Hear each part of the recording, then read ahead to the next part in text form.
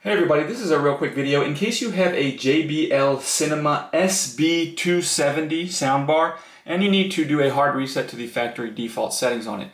This reset will serve two purposes. The first one is in troubleshooting. In case your soundbar is not working because it's not connecting to your TV or your other device, or it's not syncing or pairing with the network or with Bluetooth or Wi-Fi or anything like that, a factory reset can fix a lot of those issues. The other reason you might want to do this is just for any reason where you want to delete all the connection history, delete all the pairing history, clear all the settings so that you can set this up basically like a new soundbar coming out of the box.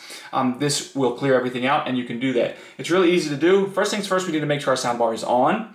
And then once our soundbar is on, we're just going to come and find the source button on the right and the power button on the left and press and hold those two buttons simultaneously for at least 10 seconds. And after those 10 seconds or so, the soundbar will automatically turn off and then reboot into its factory default state, at which point we can go ahead and set this up basically like a brand new soundbar.